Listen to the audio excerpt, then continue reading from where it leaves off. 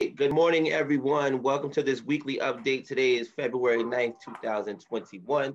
My name is Andre Rainey. I'm the proud mayor of the great city of Peekskill, and I'm joined with this weekly update with our awesome city manager, Andy Stewart. I'm getting a little echo. Sorry, hold on a second. Not a problem. It is quite all right. This is what happens in the Zoom world. We're all used to these type of hiccups.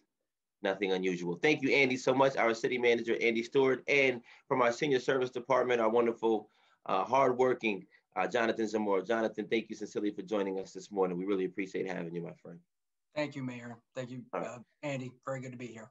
Absolutely. So Jonathan's been working with the seniors for years now. He's been doing a lot of great work in the community. The seniors here love him and all of the work. So I'm going to let him jump into what he does. I just want to first off, just jump into a quick few things. I know Andy's going to share some of the numbers of the actual COVID cases that we have active in the city of Peekskill. But again, I want to remind people that even though we have been removed from the yellow zone in the city of Peekskill, I encourage and I'm asking people to still be consistent with their safety measures. We're asking restaurant owners and business owners to still be consistent with your safety measures. Require wearing a mask when somebody's coming into your establishment. We also still have signs that were presented and created by the bid that says 6 feet, stay 6 feet apart, or no mask, no entry. If you would like one of these signs, you can find them in City Hall, or you can just contact myself or the city manager, and we can set up a time for you to pick them up. So please continue to follow the safety measures. We appreciate that. We're in the yellow zone now, specifically because of that, and the rest of the state is actually getting there too. So we want to continue to keep this focused and going forward without any increase in positive cases. So continue to be safe. And Andy, you can give us a little data. Yeah, I just wanted to mention that, as you know, the county publishes the COVID positive case rate for Peekskill and all other municipalities almost every day. And it's good to see the numbers are dropping. The last number on the map was 219, and that's down from 300 or so a couple of weeks ago. Yeah. So it's good to see the positive case rate dropping.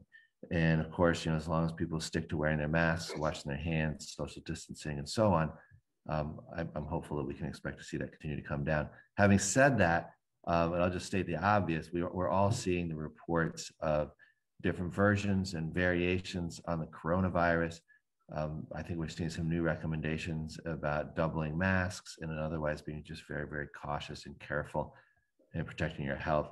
And we know that the vaccination process, as it unfolds, it'll be a while till most of us get vaccinated. And because of that, it's just important to be cautious. And on top of that, we know that there's a good degree of caution and hesitancy around vaccination in the population. And I know that, it's just really important to try to help people make the right decision for themselves and their families. And of course, I know as a city manager, we're encouraging anybody who can get vaccinated to go ahead and do that. The police department, the fire department, as first responders and others in those categories that the state allows, obviously they've had access to that.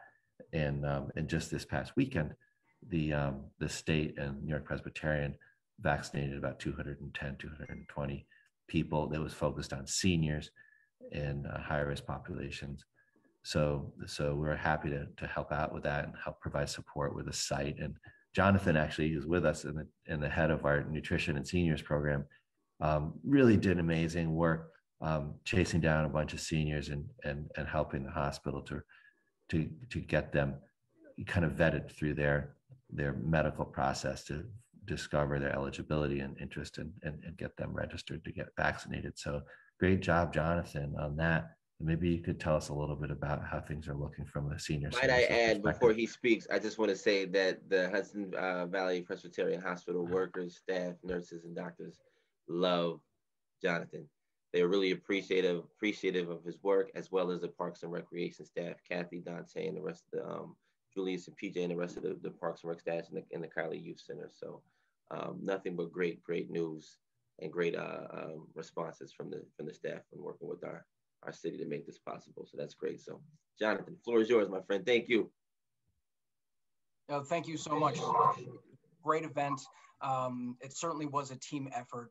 We had our nutrition staff making calls to seniors. I want to try to just point out something specific to begin with. You know, because we deal with the senior population, we work with them on a daily basis. We have to be very wary of scams, especially as they're related to, you know, telephones. So, you know, please, by all means, and this is, you know, anyone who knows a senior, anyone who has a senior as a neighbor or your relatives, there's two pieces of information that legitimate health contacts will not ask for. One is their social security number, and the second is bank account information. If someone gets a phone call asking for these two identifiers, hang up the phone and please call the Westchester County Consumer Protection Department. The phone number there, and we can post that, I think online, is 914-995-2155. All right, so there's a lot of good people doing good work. Unfortunately, scammers are out there, so we want to make sure that everyone is alert to these kinds of individuals, and to please be conscious of the information you share over the phone. In terms of the vaccination event, our senior population and members, you know, we alerted them to the opportunity for the vaccination, and they were very, very happy about. It was wonderful to see seniors again in person. As you know, we are closed to the public as of right now. We're working very, very close with the Westchester County Office of Senior Programs and Services, looking at best practices on a safe reopening as soon as we I know one of the so. things that in a normal year, you actually have a bus and you go and pick seniors up and bring them in. And I can only imagine how hard it would be to get people on a bus safely at this time. What do you see in the future of that as far as being able to provide that transportation? So the transportation, we are making adjustments on. We're looking at the capacity of our buses and obviously trying to proceed as safe as possible. To give you an example, a 22 passenger bus no longer holds 22 passengers, but more 6 at a time. So it may present the opportunity to do more frequent routes, staggering the lunch cycles when we reopen, and just to really provide the best we can for the community. And I know in the meantime, your program has really doubled down on delivering food to seniors over the last year. What are the numbers looking like that? So we're delivering approximately 120 to 150 meals a day. We provide hot lunches that are prepared on site. There's no really frozen meals. Everything is prepared. We have a CIA trained chef luckily at our disposal who makes everything from scratch. We're probably 95% prepared from scratch food. So it's real food. It's packaged with love. It's delivered to the senior's door, and we're very appreciative for being able to serve the community. Yeah, and I know that seniors, it's food, but it's also a social interaction, which is really important to people who have been more isolated than ever for many months. To just have someone come by and drop something on their doorstep, knock on the door, and say hello and wave from a distance, it must be very meaningful for them. It definitely is. We really build relationships with our members, our seniors. We miss them dearly. We can't wait to see them again. And that's part of our service is, you're right, Andy, to deliver a meal, but also a wellness check. And so there are some seniors in Peekskill who, you know, their family members may live far away. It's nice to know that someone is checking in on them regularly. They can always call us at the site if they need any assistance. We have been offering throughout the pandemic a number of services that could benefit the seniors. One of them is grocery delivery through the Ride Connect organization, which has been phenomenal. I think in 2020 alone, we delivered over 50,000 pounds of groceries to Peekskill seniors, and we're certainly not going to stop anytime soon. There's just a number of different things. I'll give you an example. There's a program called Tips in Touch. What this is sort of a variant of our in-house TIPS program. It was the telehealth intervention program for seniors.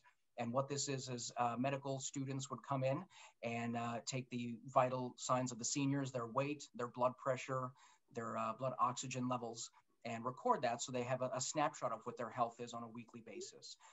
Obviously, with the pandemic coming into effect, the TIPS program has now shifted, and we're offering our participants who would like the chance to operate a kit in their homes. So the program and equipment is provided free of charge through the Office of Senior Programs and Services. And it's for our current TIPS participants. We have one of the largest programs in Westchester, very, very high engagement. And it just sort of gives you an idea of what we offer in addition to just meals. So again, we are not only meals. We offer a lot of wraparound and support services, which we're really excited to bring. And we're always looking for more people to serve. That's great. And I just want to add something on it too. We have a senior citizens board that myself and Councilwoman Riley we meet with every month, as well as Chief Homey. And they represent different areas of the community. So if there's anyone out there who's interested in being a part of this board, just send an email to myself or to the city manager, Rainey at cityofpeekskill.com, Rainey spelled with the E, or Andy or Stewart at cityofpeekskill.com. If you want to be a part of the dialogue, what we do is we meet once a month just to kind of talk about some of the issues that the community is facing, some of the information that the seniors may not be privy to as they don't have access to Wi-Fi and internet all the time. And we try to find creative ways to stay in communication with our seniors. So I thank Jonathan, he joined us on our last call, and he's been very informative for the seniors. And I also thank Chief Homey and Councilwoman Patricia Riley. They're consistent, and she's a liaison for our seniors in the community as well. So they're really consistent with finding ways to keep in touch with all of our seniors outside of just using social media. So wanted to add that in out there for anyone who may be interested in joining the Senior Citizen Board. Do not ask me how old you have to be. If you feel you're a senior, just come on in. I don't want to give no age limits here. I'm not going to ask you how old you are either, but if you want to join the board or at least be a part of the discussion, please reach out. You know, Mayor, I appreciate you saying that. And as you know, I always want to help promote all the different ways that people volunteer with city government. We have boards and commissions, a lot of different topic areas. Just last night at the city council meeting, the city council renewed some appointments of some folks who've been serving on boards and commissions. Yeah. There was a renewal of a gentleman, Mr. Stern, serves on the planning commission, such an important thing that people do for the city, helping to guide and make sure that new construction is desirable. Mrs. Amy Wiggins to the Conservation Advisory Council. You know, this is a group, they're working on issues related to trees, recycling, and a host of other important conservation and environmental questions, and really advising the city council on those matters. And also Ms. Courtney Williams was reappointed to the Conservation Advisory. Having said that, folks should always, check the city website, and the clerk will regularly post the vacancies. We've been trying to fill a slot on the zoning board, and there are a number of other boards and commissions, which would really love to have interested parties send in a letter of interest, a resume for the city council to consider.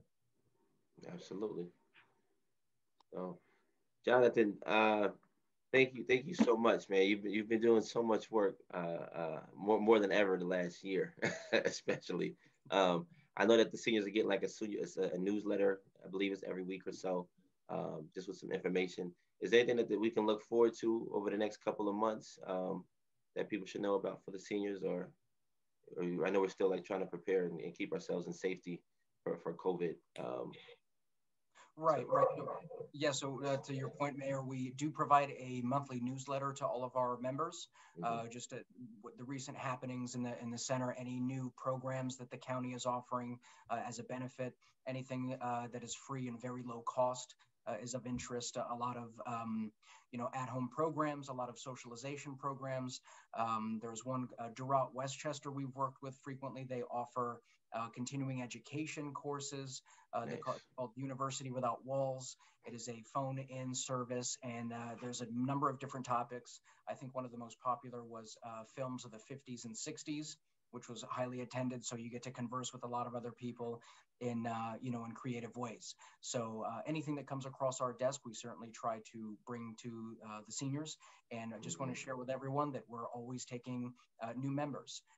Please give us a call. We're at 914-734-4250. All right, you can reach out to us. We have a couple of different meal programs, and we're certainly excited to be able to continue doing so.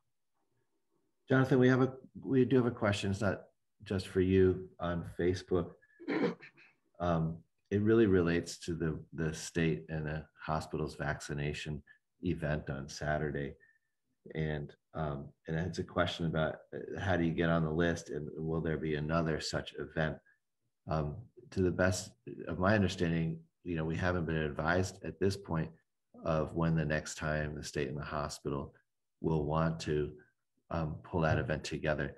Because it's a 2-dose regime, they're already planning the follow-up event for people who were vaccinated with the first dose on Saturday. So, but right now, just for anybody who's interested in listening and asking this question online, that we're not aware of a new event, and we certainly will work with the state and the hospital to meet any needs they might have, because we want to get as much access to vaccinations for city residents as we possibly can.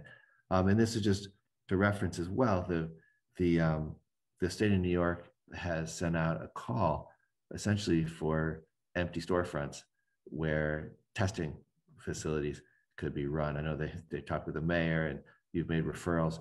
And I've talked to one property owner in the city who's already working with the Empire State Development, to basically say, yeah, if you want a 6-month lease on this empty storefront, I'm more than happy to work with you. So those referrals, if there's anybody out there who owns or manages a property that's in, a fairly high pedestrian area that might make sense for a 3 to 6 month lease for a medical provider to provide testing or vaccination. Vaccination sites tend to go for a basketball court sized room in order to set up lots of stations, but the testing can be smaller. So there's an active call right now to the private sector that's interested in participating on a short-term basis in that way. And at the same time, the county is doing an inventory of possible locations and for more testing, or more vaccination sites. And so we're very active in that conversation, trying to promote sites in Peekskill because we want our city residents to be able to get in there as quickly and as conveniently as possible. But at this time, we don't have information from those agencies as to their next time when there'll be a footprint in the city. Yeah, I think you answered it. That's yeah, sorry. I realize it, but Jonathan's so involved. It was good to give Jonathan the alley-oop. Right, right. We don't have an idea. We haven't been informed of any additional activity yet by these organizations. And of course, the city is not a clinical office by any means. We seek to provide locations, as Andy was explaining, and really that's the extent of our ability to assist those other groups. We do know that Peekskill is a big location. We'd like to vaccinate it, and we're going to do everything we can to continue to help the community. Yeah, and just for transparency purposes for the people in the community to know, when they choose locations like Peekskill, they don't give us like a 3-week heads up. It's kind of like hey, this is Wednesday morning, we're going to be there Saturday. This is what we need to be. This is what we need to do. This is how we're going to get it done. And this is the process of sanitizing the building before we get in there, once we get in there, and after we get in there.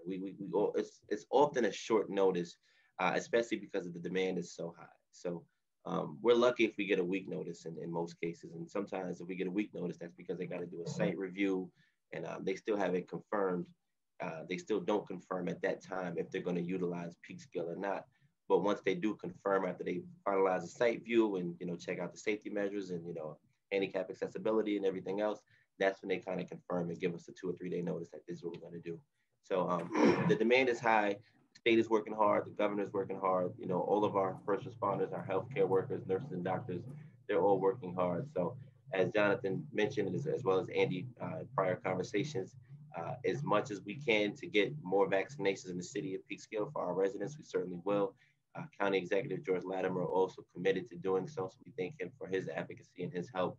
Senator Pete Harkin joined us as well at the vaccination process event Saturday. So the more we can get, the more we will supply the information to the community. As soon as we get confirmation, we'll do the best we can to make sure we get as many vaccinations for our community as we can. Just want to share that.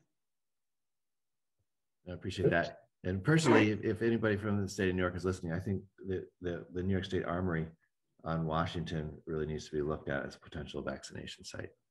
You mentioned that. I know. Andy's gonna keep pushing that one. That's the one that I think they should be looking into. So I've made that known to our representatives. So right. Do we have any other questions for Jonathan up there? Let me look here. Let me see. Okay. While you look, I just want to share this. This is the sign that I mentioned earlier. I hope you can see it in my background. Maybe you can't. There you go. So if anyone is interested in one of these signs, you can contact myself or the city manager. We do have them at City Hall. We do have some left at City Hall. So please come out and get them. This Friday, weather permitting, we'll be back out at the Youth Borough parking lot doing our food distribution. For seniors, come at 12:30. Everyone else, come right after. We should be out there this Friday, given the weather allows us to be doing our food distribution. So please come on out. We'll be giving out masks as well as sanitizer and all different sorts of produce. So please make your way out there if you're available. But anything else for Jonathan? Well, there's a question as to whether the newsletter can be sent electronically. If someone can sign up for it as an email or if it's a paper newsletter. Well, it's both. We have offer a paper distribution to our members, but we're also going to post it on our city webpage. So anyone visiting the city of Peekskill, navigating to the Nutrition and Senior Services Department can find our web presence there. We have a lot of helpful information on that site. We update it regularly, and we will start posting the newsletter on the website as well. Right. Okay. Thank you for that. That was one question. The other, I just want to also mention the sign that the mayor held up. That's a partnership with the Business Improvement District, and there's a stack of them just inside the front door of the lobby. Yes. And we appreciate the Business Improvement District for that. And I'm trying to see the rest of the comments here. There's one, it's a completely different topic. It has to do with energy procurement, and it's a question about the green power sort of alternative that's available to all city ratepayers with Con Ed for electricity. And so more information about that program, I'm actually just gonna put my email in the chat here about that. But the person is frankly, they object to the action to work with Sustainable Westchester. That was like about a year ago now, right? Yeah, it goes back a little ways. It gets renewed periodically. And it's a separate topic. We could bring in someone from Sustainable Westchester and really talk about it. Yeah, that might be a good idea. At the end of the day, it's a program to support green power, and any resident who's a ratepayer can opt out of it very easily. And I can put the phone number, the website in there. You just call them up and say, "Hey, I don't want this." The rates for green power sometimes they're higher than your Con Ed baseline would be. It depends on the market. And people obviously if they don't want it, they can get out of it.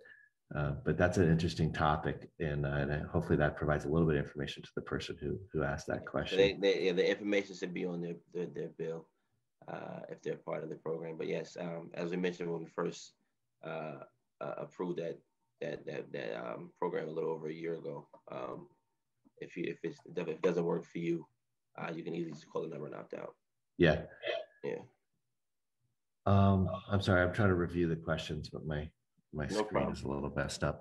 Okay, so while you do that, I'll just mention my last couple of things. One, I do want to say that there's going to be our next call to action community youth task force meeting going to be held today, again by the Youth Borough, and this was started by our Youth Borough Director, Mrs. Tuesday McDonald, last year after a second incident in our community that unfortunately impacted our youth in a negative manner, and some of our families as well.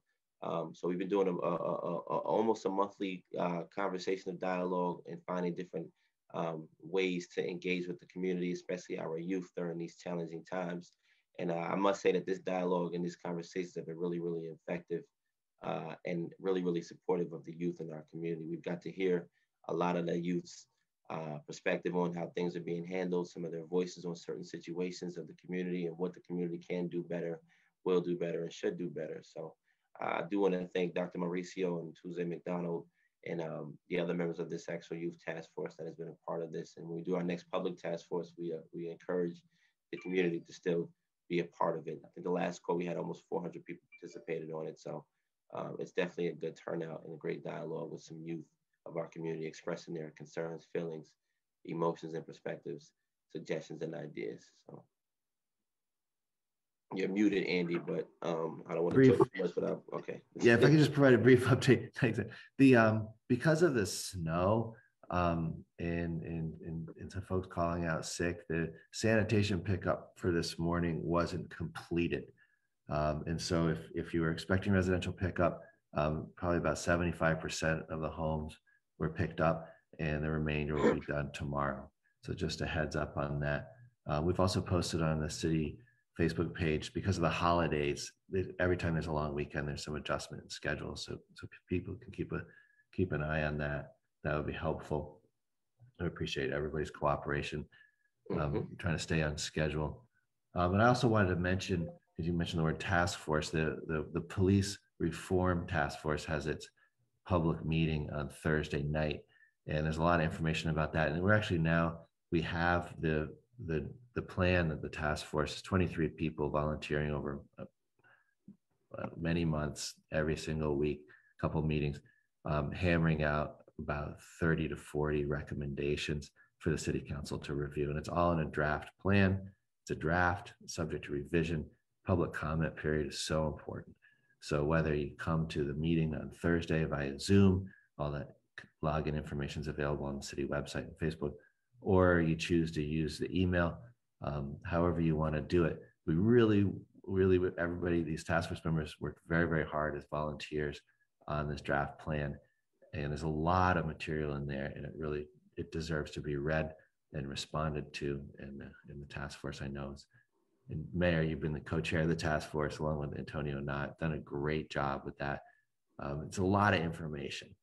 A whole lot. Yes, it's a lot of information, and great recommendations. And there were so many recommendations, but these 30, I think, will, after reviewing them with the other task force chair, subcommittee chairs, as well as yourself and the chief, I think these recommendations can really have a positive impact on Peekskill once implemented, however we can possibly do it in the future. So I do thank the entire task force for their commitments, their volunteer hours of commitment to this, to the community who participated in the actual engagement in the public community forums. We thank you as well. We are committed to meeting once a week, 7 o'clock to 9:30. 7 o'clock to 9, but it ends up going to 9:30 most times, every single Thursday. And since then, the average committee has been meeting once a week on Thursdays with us, in addition to once a week with their committee, with their subcommittees. And some of us have been meeting with our subcommittees, the task force committee, as well as the organization committee. So we meet about 3 times a week specifically on this task force, because we know the necessary need to get this done in the time that we were allotted, which is by April 1st. So I really thank everyone who's taken time out, whether it's once, twice, or 3 times a week, specifically to get this recommendation process completed.